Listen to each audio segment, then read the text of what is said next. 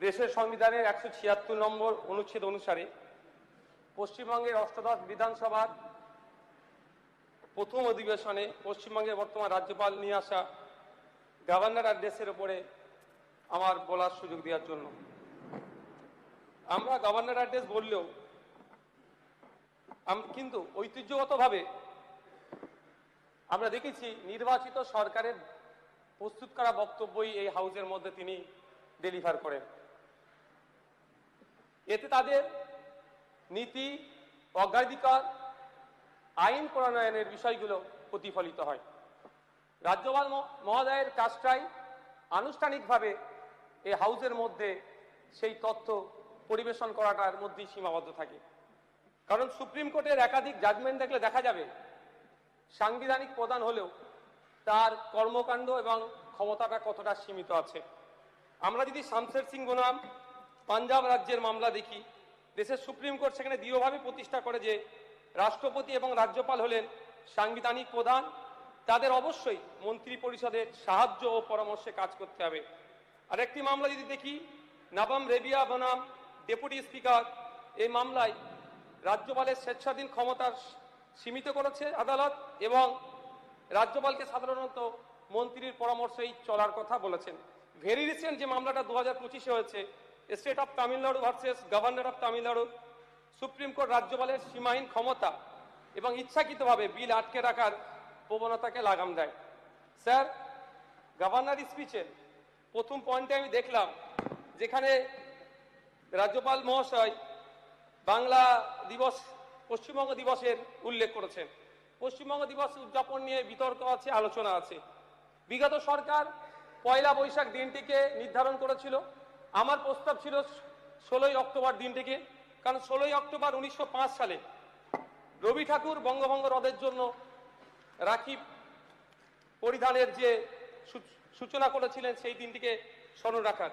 কিন্তু আমি অদ্ভুতভাবে একটা জিনিস দেখছি, রাজ্যপাল স্যারের বাংলা যে কপিটা আছে বক্তব্যের 20 মে উল্লেখ আছে, ইংলিশ কপিতে 20 জুন উল্লেখ আছে, আর বর্তমান আমাদের পশ্চিমবাংলা সরকার যে নোটিফিকেশন দিয়েছে সেখানে আছে আপনার 20 জুন হিসেবে উল্লেখ করা আছে। যদি এক্ষেত্রে রাজ্যপাল মহাশয়ের বাংলা কপিতে ভুল থেকে থাকে তাহলে এই ধরনের ভুল কিন্তু অনভিপ্রেত।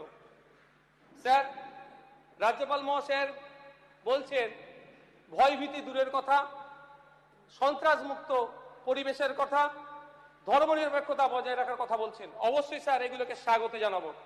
আমরা চাই সংবিধান মেনে রাজ্য কার্য পরিচালনা করুক, কিন্তু এটা বাস্তবে হচ্ছে কোথায়? এই সরকার শুরু হতেই না হতে রাস্তায় বুলডোজার না দিয়ে তিলজলা থেকে তারাতলা তার উচ্ছেদ নেমেছে। শুধু স্যার হকার নয়, সমাজের গরিব, নিম্নবিত্ত, নিম্ন মধ্যবিত্তদের উপরে যেভাবে নির্বিচারে বুলডোজার চলছে, একদিকে আদালতের গাইডলাইনকে অমান্য করে, অপরদিকে সরকারের ন্যূনতম যে প্রোটোকল, যে পরিকাঠামো আছে সেটাকে তোয়াক্কা না করেই দোকান, ঘর, গুমটি নির্বিশেষে বুলডোজার চালাচ্ছে। ফলে তাদের রুজি-রুটি, বাসস্থানের সংকট দেখা দিচ্ছে। এটা কতটা স্যার নৈতিকতার মধ্যে পড়ে? রাজ্যপাল মহাশয় তার বক্তব্যে উল্লেখ করেছিলেন সুনীল অর্থনীতির কথা, অর্থাৎ ব্লু ইকোনমির কথা। প্রধানমন্ত্রী মৎস্য যোজনার অধীনে এই ধরনের অর্থনীতিকে শক্তিশালী করা হবে, মৎস্যজীবীরা উপকৃত হবেন। অবশ্যই আমরা যারা এখানে হাউসে উপস্থিত হয়েছি প্রত্যেকটা সেক্টরের মানুষের উপকৃত হোক সেটা চাওয়ার জন্য।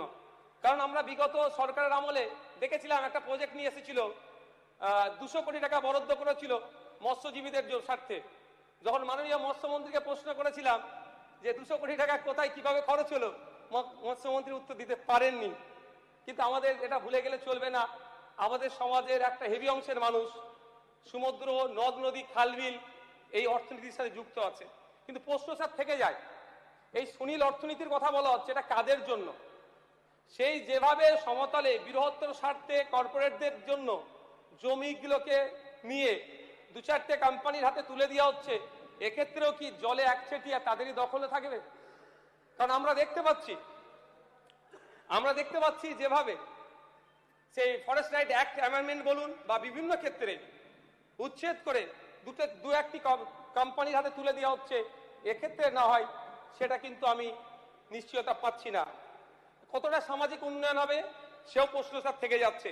আমরা চাই ইনক্লুসিভ ব্লু ইকোনমি, সমাজের প্রত্যেকটা সেক্টরের মানুষ এর সাথে যুক্ত হোক, বিশেষ করে গরিব, মধ্যবিত্ত, ক্ষুদ্র, মাঝারি যারা ব্যবসায়ী আছে এই ইকোনমির পার্ট হোক, এই বড় প্রজেক্টের পার্ট হোক, আমরা স্যার চাই।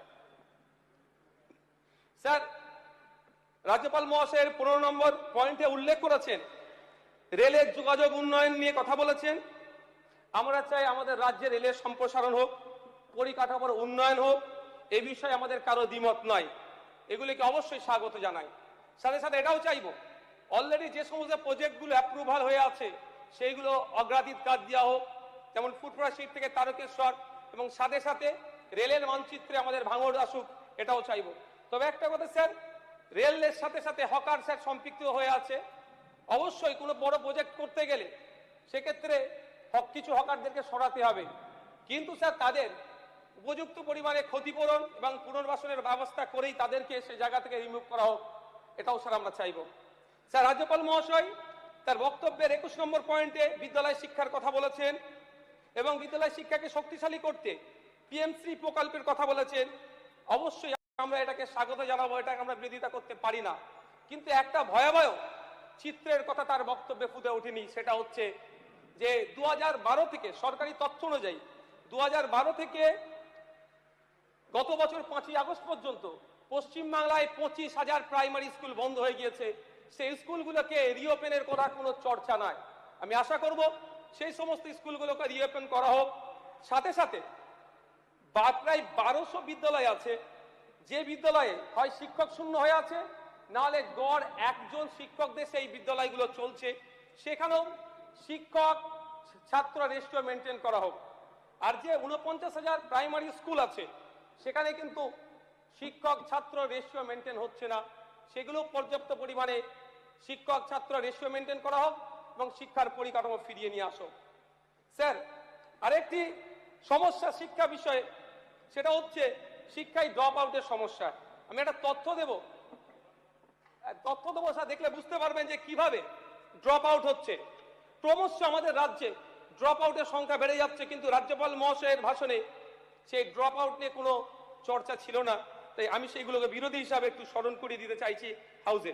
2023 সালে উচ্চ মাধ্যমিক পরীক্ষার্থীর সংখ্যা ছিল 8,52,444 জন। 2024 সালে উচ্চ মাধ্যমিক পরীক্ষার্থীর সংখ্যা দাঁড়ালো 7,64,848 জন। কিন্তু 2025 এসে দেখলাম আমরা মাত্র 4,73,919 জন। এক লপ্তে এক বছরের মধ্যে প্রায় 3 লক্ষ পরীক্ষার্থী পশ্চিমবাংলায় কমে গেল। কিন্তু দুর্ভাগ্য, যখন বিগত দিনের যিনি আমাদের শিক্ষামন্ত্রী ছিলেন তাকে প্রশ্ন করলে এই বিষয়গুলো সুন্দর তাত্ত্বিক ভাষায় বলে যথাযথ উত্তর না দিয়ে তিনি এড়িয়ে যাওয়ার চেষ্টা করেছিলেন।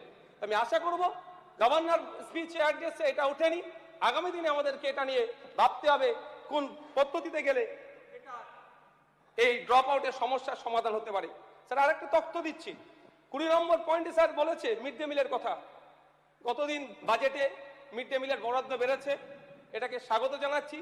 তবে মিড ডে মিল কারা প্রদান করবে এটা নিয়ে বিতর্ক আছে, কারণ আমরা তৃতীয় বিশ্বের আমরা মানুষ, আমাদের কাছে হেভি ফুড হচ্ছে ডিম। 1 মিনিট আছে আর স্যার, একটু আমাকে 2-4 মিনিট দিতে হবে, আজকে সময় হবে না স্যার একটু দেবেন। স্যার, আমরা তৃতীয় বিশ্বে আমাদের হেভি ফুড হচ্ছে ডিম, কিন্তু ইসকনের মাধ্যমে যে পরিবেশনের কথা বলা হয়েছে, আমি যতটুকু জানি ইসকন সম্পূর্ণভাবে তারা শাকাহারী। সেক্ষেত্রে তাহলে আমাদের বাড়ির যে ছেলে মেয়েগুলো ওখান থেকে গিয়ে ফিড পেত, অর্থাৎ মিড ডে মিল পেত, তার ক্ষেত্রে কোনো বাধ্যবাধকতা না হয়ে দাঁড়ায়, এটাও স্যার প্রশ্ন থেকে যাচ্ছে। স্যার, রাজ্যপাল মহাশয়ের বক্তব্যের মধ্যে একটা বিষয় অদ্ভুতভাবে খুঁজে পেলাম না, এসআইআর।